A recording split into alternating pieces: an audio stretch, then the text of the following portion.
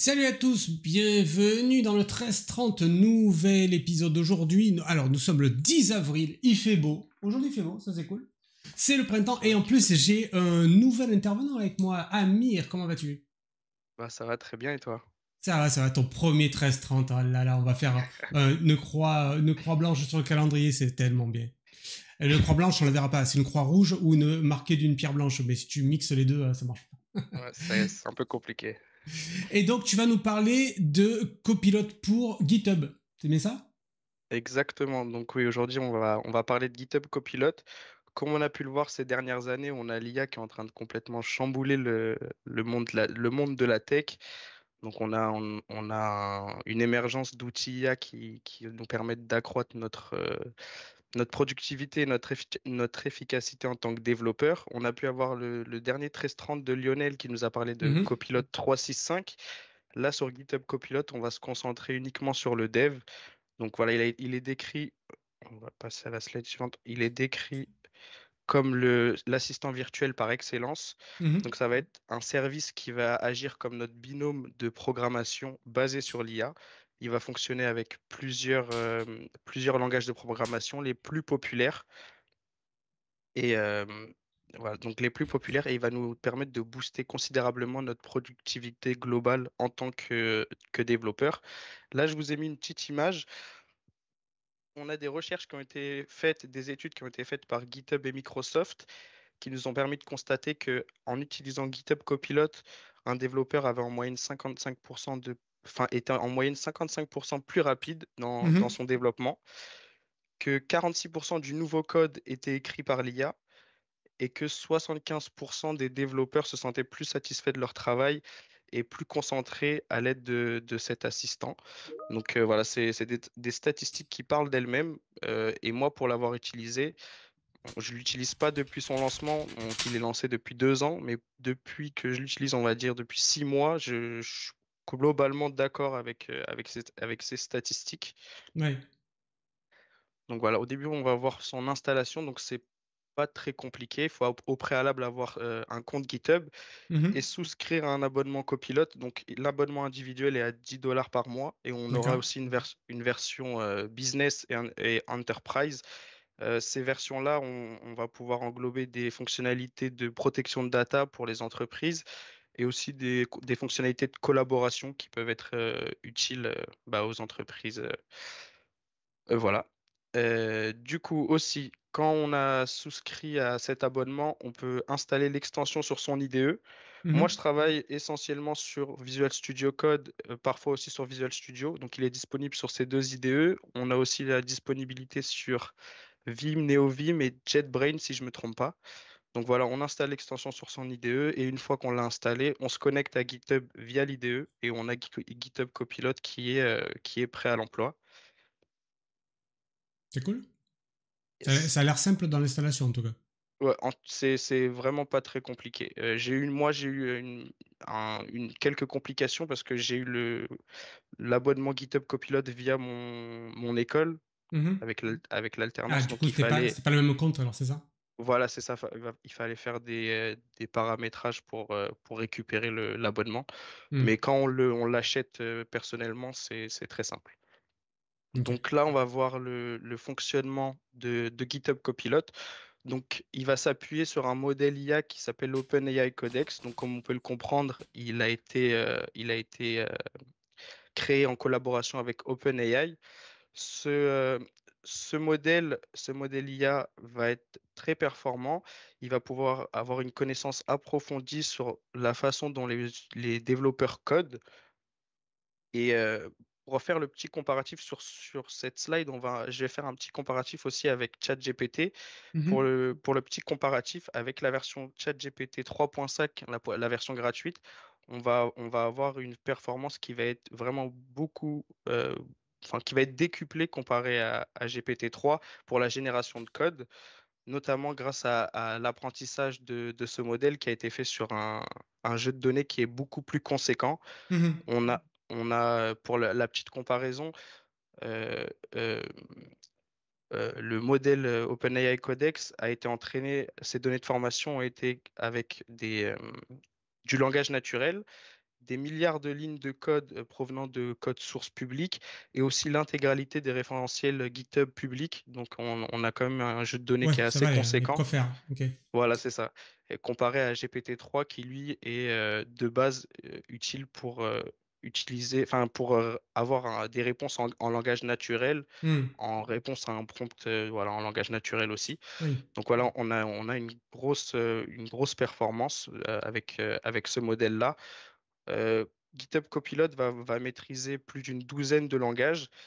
Mais c'est En justement, doc- c'était ma question. C'est quels sont les langages qui sont adressés? voilà, c'est ça. On va être sur plus d'une douzaine de langages qui vont être maîtrisés. Sur le site d'OpenAI, on nous dit que le langage le plus performant à ce jour sur Copilot, c'est le langage Python, mais on a aussi des très bonnes performances sur les langages comme TypeScript, JavaScript, PHP, peu importe. Il y a vraiment beaucoup de langages qui sont pris en charge. Et on a même les langages shell pour les terminaux, tout ça. Donc, Mhm. donc c'est quand même très. Il y a de quoi faire encore en tant que développeur. Et du coup, pour le fonctionnement global, on va être sur notre IDE avec notre fichier courant. Copilot va récupérer ce fichier-là et les fichiers connexes à ce fichier-là. Donc, si par exemple on a des liens avec d'autres fichiers dans notre projet, et c'est là qu'on va avoir une grosse différence avec ChatGPT. Et je trouve que c'est un gros plus. On va pouvoir avoir le contexte du fichier qu'on utilise enfin du fichier courant, pardon. Mhm. Et du coup, GitHub Copilot va récupérer ça, l'analyser et nous proposer des suggestions de code qu'on va pouvoir accepter ou non. Donc voilà, ça fonctionne assez bien.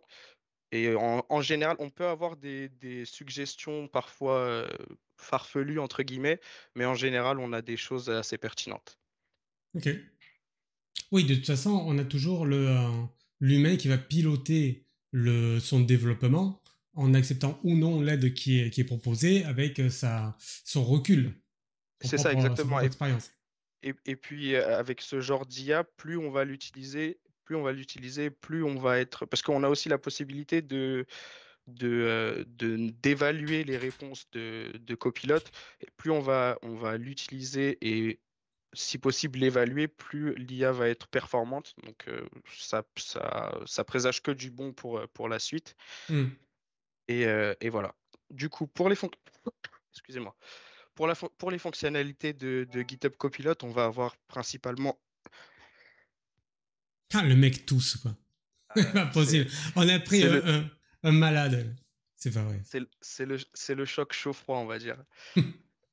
Du coup, on va avoir principalement la génération de code, donc c'est ce qui nous intéresse le plus. On va avoir différentes façons de générer du code. On verra ça sur la slide suivante. On va pouvoir aussi fixer et avoir des explications sur les bugs qu'on va rencontrer. Donc ça, c'est aussi une fonctionnalité très utile. Donc on avait déjà, par exemple, sur VS Code, des suggestions de rectification directement via VS Code, mais là, on va avoir aussi la possibilité de corriger nos erreurs avec Copilot. Mhm.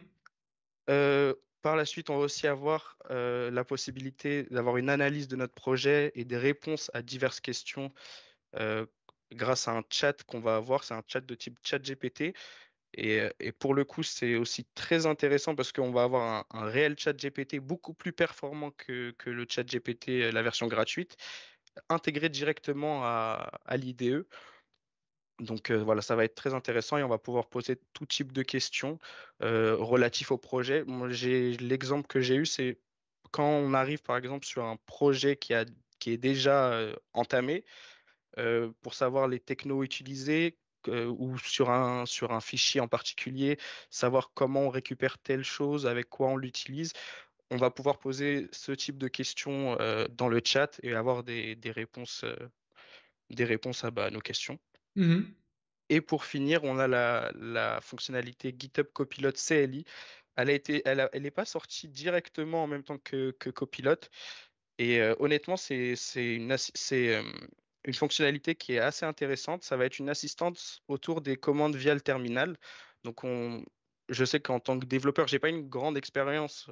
Je débute seulement, mais la facilité d'avoir cette assistance va nous permettre de retrouver des commandes qu'on aimerait taper dans le terminal. Des fois, je sais que pour ma part, c'est un peu compliqué de se rappeler exactement d'une commande en particulier pour, je sais pas, d'une commande Git ou peu importe. Donc là, on va avoir cette assistance-là. On va voir ça aussi dans les slides suivantes et avec la démonstration. Ok. Et oui, parce qu'il y a une belle démo après. Moi, je le sais parce que C'est je ça. suis au courant. Ah. Ah oui, Mais il va y avoir une démo sur la fin. c'est ça, voilà. Du coup, euh, dans les différentes façons de générer du code, on va avoir en premier lieu l'autocomplétion qui va être quasiment instantanée en commençant à taper quelques caractères dans notre fichier. Donc voilà, ça c'est la première chose. Deuxièmement, on va pouvoir générer des fonctions entières à partir de leur nom. Mhm. Encore une fois ici, plus on va être précis dans le nom de la fonction, plus le nom de la fonction va être explicite.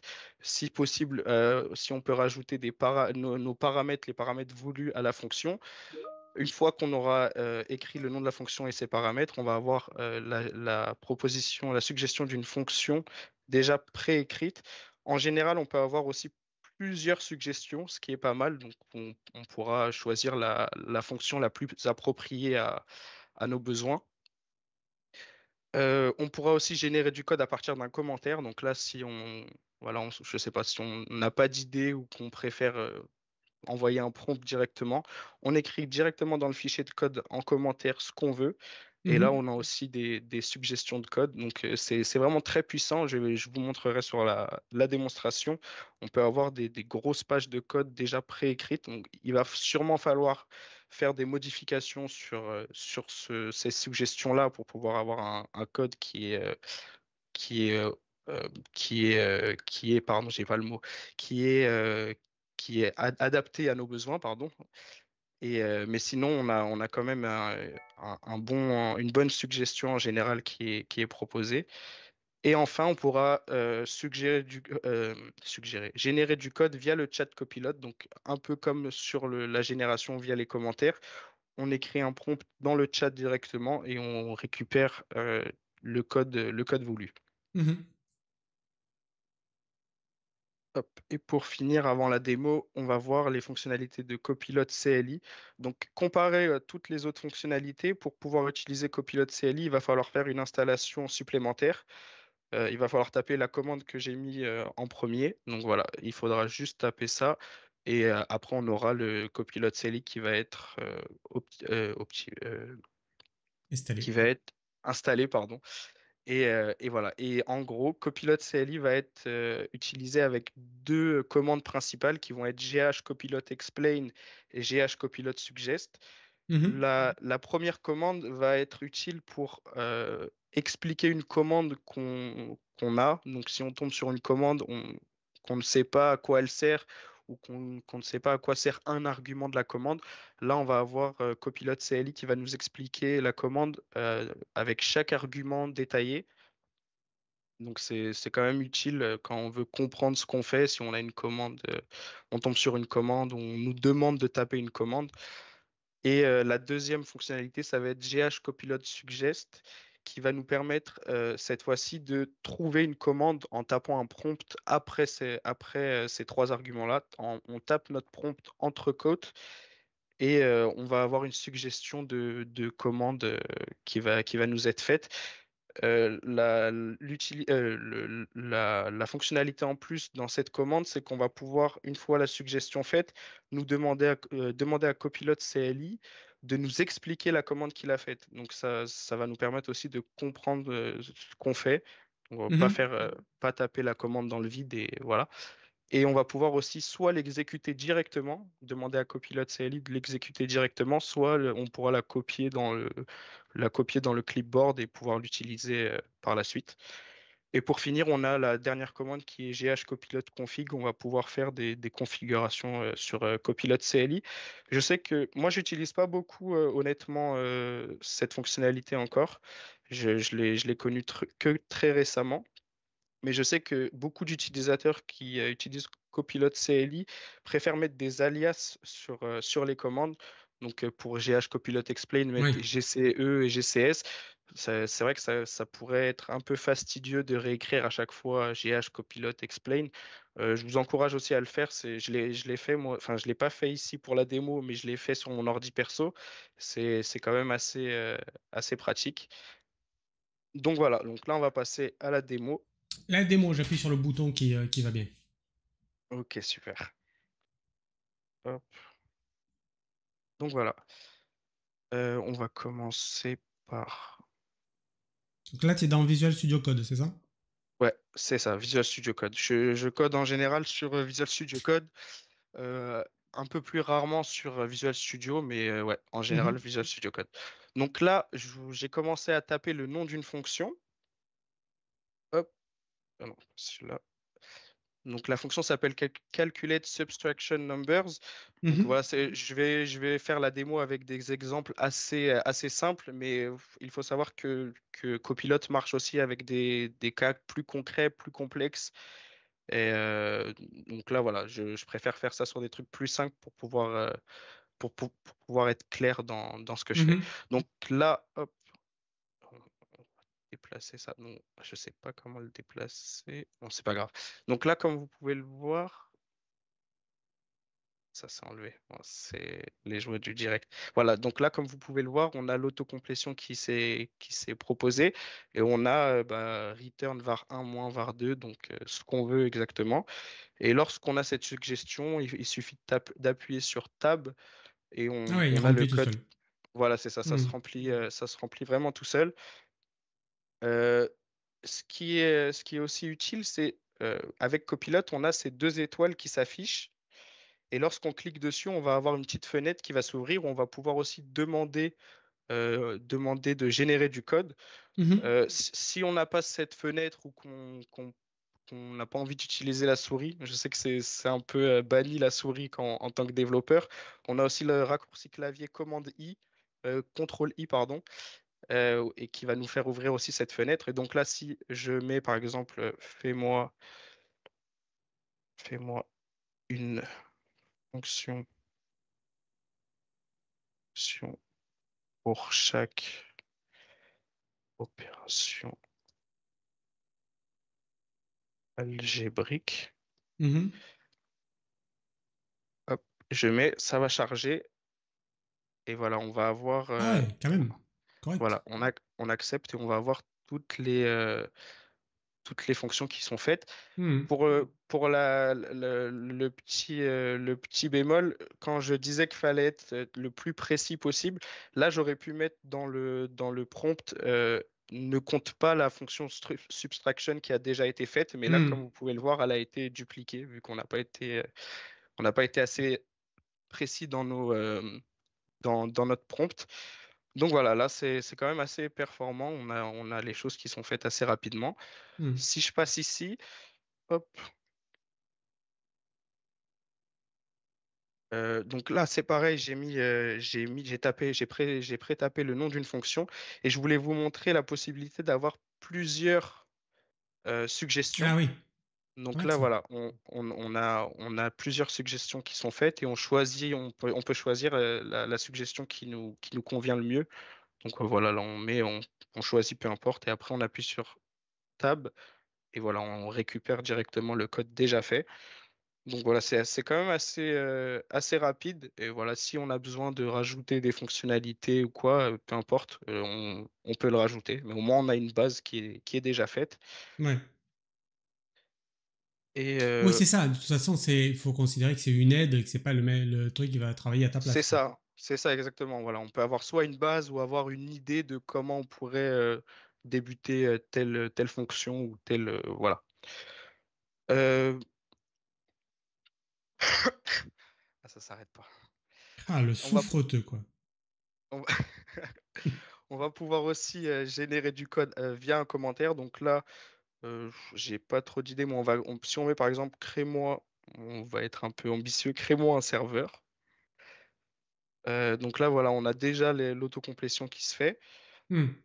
Et ce qu'on va faire, là, on peut taper sur Entrée, on va avoir du code qui va être suggéré et on va pouvoir appuyer sur Tab et Entrée pour avoir les codes ligne par ligne. Mais ce qu'on peut faire aussi, c'est appuyer sur Contrôle Entrée Ouais. et là, on va avoir une fenêtre qui va s'ouvrir avec des suggestions qui vont se qui vont se présenter. Donc là, c'est en train de charger. Et donc voilà, là, on va avoir plusieurs suggestions qui vont être faites. Et on va pouvoir lire, analyser ce qui nous plaît le mieux. Et voilà. Et lorsqu'on qu'on a choisi, donc là, admettons qu'on a choisi cette suggestion-là, on accepte et on a directement le serveur qui a été fait. Donc là, je pense qu'il faut forcément des modifications, C'est sûr, mais il va on a falloir au moins regarder l'émission. voilà, c'est ça. Mais on a au moins une grosse base de. Oui, tu pars pas de zéro, quoi. Voilà, c'est ça. On a quand même une bonne base pour travailler.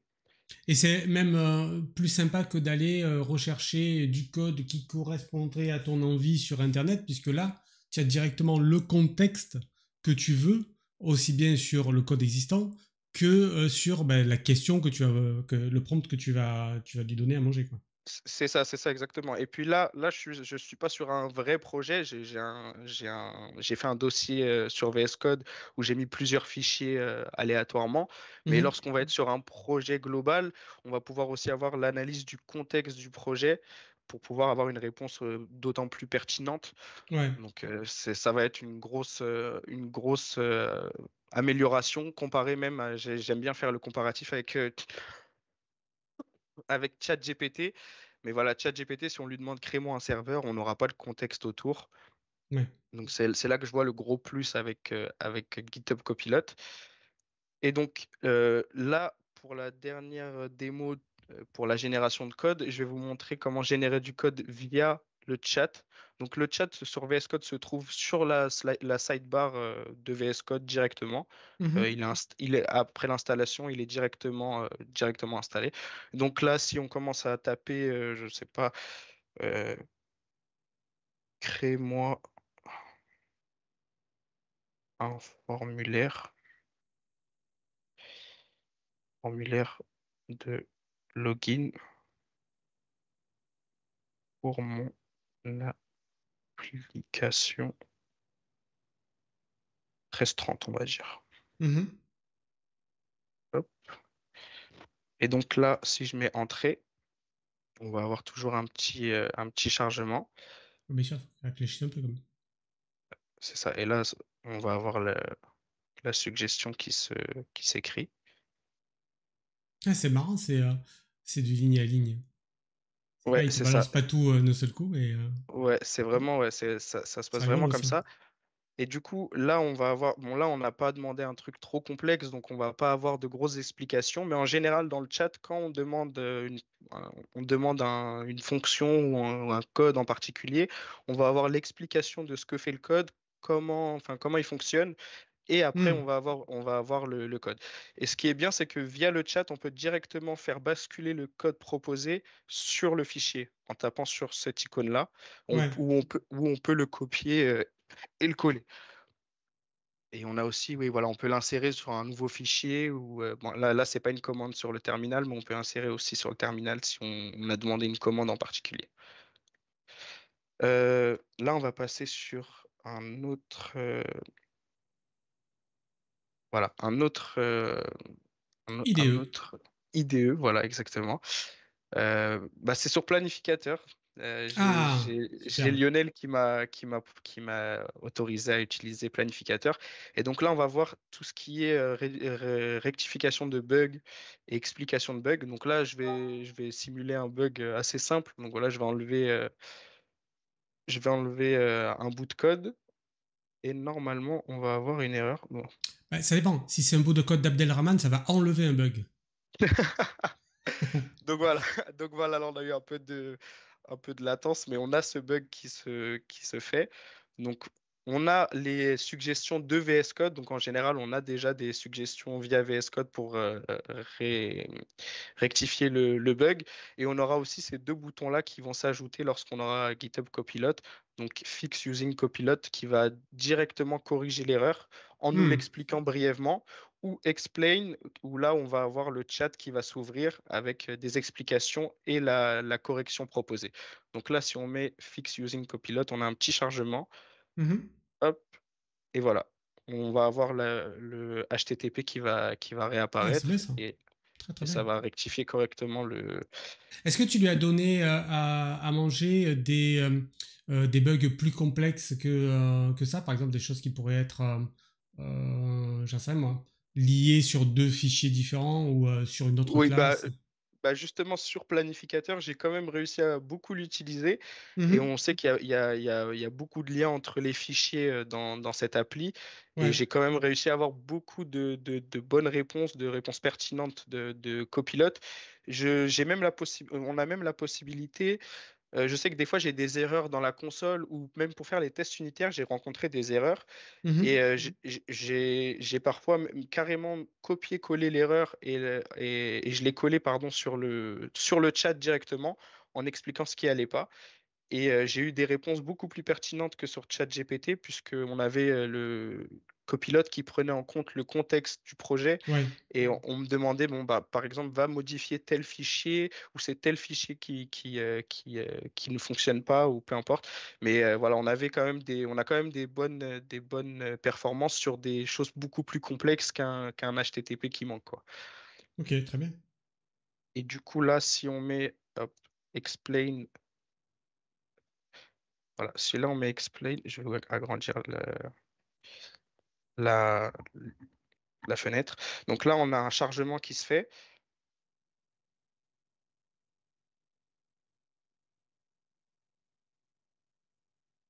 Et voilà, on va avoir l'explication du bug. Ouais.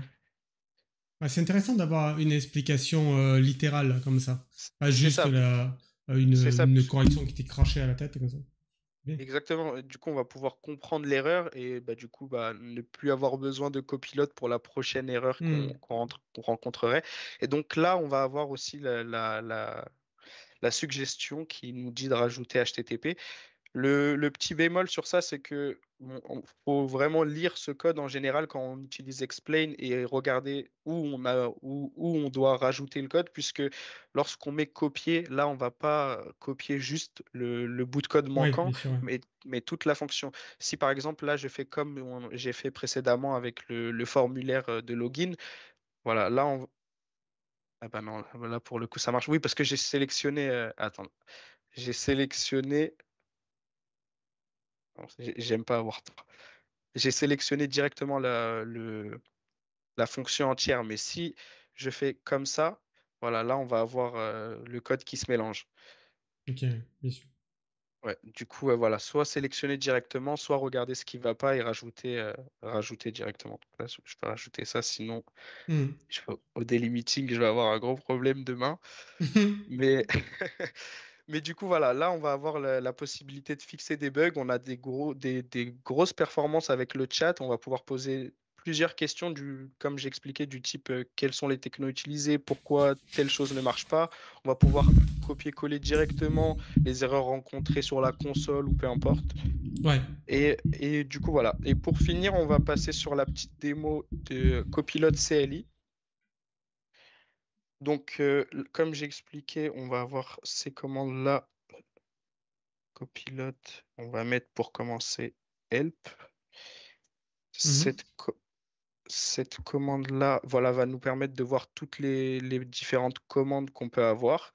Ouais. Donc, comme j'ai expliqué, on peut créer des Tu peux alias créer tes pour alias. aller, Hein. voilà, pour aller plus vite.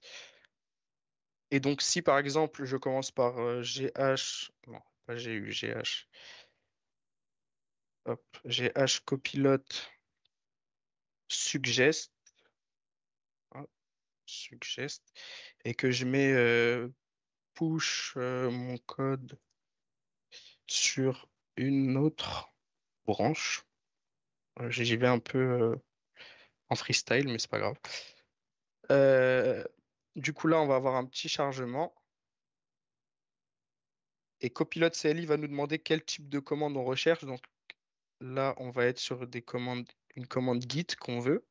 Mhm. Et donc là, on va avoir un chargement. Et comme Ouais, j'expliquais, on va. on a une Dis-moi. vraie discussion. C'est-à-dire que là, tu réponds directement à la question que tu lui poses et il y a toujours le contexte qui te permet d'aller plus loin. Pas besoin de lui Exactement, ouais, redonner. on va avoir une vraie interaction. C'est une réelle assistance au niveau du terminal. Et du coup, là, on va avoir la suggestion qui va être faite. Donc là, elle est en jaune. Et on va pouvoir, comme j'ai pu le dire, soit la copier directement dans le clipboard, ou Mhm. on peut. Je sais pas ce qui se passe. Ça doit être mon PC qui rame un petit peu. Il l'a Voilà. Donc, cassé, quoi. on va pouvoir demander de nous expliquer la commande qui nous a été suggérée. Donc là, comme j'ai dit, on a l'explication de chaque argument de la commande. Mhm. Et toujours pareil, on va pouvoir soit l'exécuter, on peut aussi l'évaluer. Euh, Lorsque je mets exécuter, il y a un truc à installer que j'ai pas installé, mais si on l'a pas installé, il est automatiquement copié sur le clipboard et Ouais. lorsqu'on fait CTRL V, voilà, on a directement la commande qu'on peut exécuter et supprimer, voilà. On a une Comme j'ai, question sur le chat, ami. ah, On nous demande est-ce qu'il peut générer du code à partir des tests unitaires? bah, il est même très performant sur les tests. Non, À partir du test unitaire, c'est-à-dire que tu es plutôt dans une approche TDD. D'abord, tu fais ok. tes tests et lui, il va se servir de ça, de ce que tu as fait au niveau des tests unitaires, pour pouvoir générer le code. Bah, pour être honnête, j'ai pas essayé, mais ça m'étonnerait pas qu'il sache le faire. Bah, disons Franchement, que avec ton approche, attends, bouge pas, je vais appuyer sur le. Hop là, ici. Avec ton approche TDD, normalement, toi, tu vas structurer tes tests de telle manière ouais, que ça va t'aider pour créer ton code. Donc, ça va être oui, vraiment quelque chose qui va être très utile pour notre ami Copilot, pour avoir un contexte encore plus fort pour pouvoir te créer du code, puisque on l'a vu tout à l'heure, il crée du code à partir d'un simple commentaire. Donc là, avec ce que tu as mis en termes de test unitaire, ça va être d'autant mieux. Voilà, Tony Hop sur le chat. yes, c'est ça, voilà. Ça va être, on va avoir un contexte beaucoup plus concret, donc je doute pas de l'efficacité de Copilot sur ça. Et du coup, sur ce que je disais, comme j'ai pu le préciser à de nombreuses reprises, le fait d'être le plus précis possible dans ses prompts, ça va permettre d'être beaucoup plus performant. Là, comme on peut voir sur la suggestion de commande, j'ai pas dit quelle branche je voulais être, sur quelle branche je voulais push mon code. Donc là, on me met entre guillemets branche. Si j'avais mis sur telle Hmm. branche, on aurait eu directement le nom de la branche qui aurait été suggérée. Donc voilà, là j'ai fait ça et je crois que j'ai pas fait GH Copilot Explain. Si je mets GH Copilot Explain et que je mets la même commande, faut pas oublier de mettre les côtes. Je sais que moi à chaque fois j'ai des erreurs, j'oublie et j'ai une erreur qui se met pour mettre des côtes entre la commande qu'on va taper pour pouvoir avoir l'explication. Donc si je mets git push origin, on va mettre develop, c'est le nom de notre branche. Merci Squad Racer pour le raid. Salut à tous. Donc là, on va avoir un petit chargement et voilà, on va nous expliquer la commande argument par argument et on nous explique que develop, c'est le nom de la branche où ça va être pushé. Donc, Mhm. donc voilà, donc c'est une assistance qui est, à mon sens, très utile parce qu'en tant que développeur, on passe quand même un peu de temps sur le terminal et je sais que c'est un peu fastidieux de devoir se rappeler d'une commande en particulier, surtout les commandes qu'on n'utilise pas forcément tout le temps. Donc voilà, c'est une réelle assistance, c'est à mon sens très, très, très Ah oui, performant.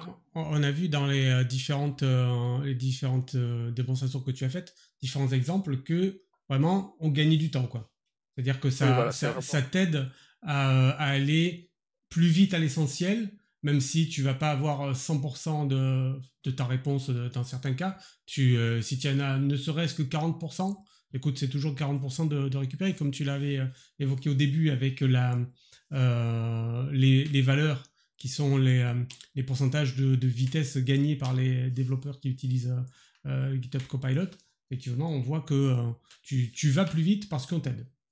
C'est ça exactement. Donc que ce soit sur la génération de code, donc partir de rien d'avoir des bases, ou la fixation d'erreurs. Donc moi je sais que je l'utilise aussi beaucoup, beaucoup plus sur planificateur pour la rectification d'erreurs Mhm. ou l'optimisation d'une fonction, d'une page, d'un fichier. Pour l'école, je l'utilise de ce côté-là, plus pour la génération de code, d'avoir une base de code, mais Mhm. que ça soit des deux côtés, on a des performances qui sont vraiment énormes. Très bien. Ben écoute, tu m'as donné envie de l'utiliser. Bon, bah tant mieux. Et donc, la semaine prochaine, dans le 13-30, vous serez heureux d'apprendre que... Alors attention, on va avoir un truc vachement pointu. Ça va être... J'aurai 2 interlocuteurs cette fois-ci. Ce sera Saladin Guigui et Hamza Salimi, que vous avez vu il n'y a pas si longtemps, Hamza, il y a 2 ou 3 semaines. Ils vont nous parler des phases d'alimentation d'un entrepôt de données. Voilà. Ça n'a rien à voir avec ce qu'on fait aujourd'hui, mais on est toujours dans la technique. Merci à toi, CEO, sur le chat. C'était bien, Amir, ça va? Tu t'es bien amusé? Oui, ça va. Un peu stressé, mais franchement, ça va. J'ai bien Ok, aimé. cool. Ah bah oui, mais quand même, t'as beaucoup toussé. Hein. Je sais Ah pas oui, si on va pouvoir mettre le replay. je suis vraiment Le mec désolé. a la peste, a la tuberculose, je sais pas ce qu'il fait. Ah. Merci les amis, on vous dit à mercredi prochain, 13h30. Salut! Salut, salut.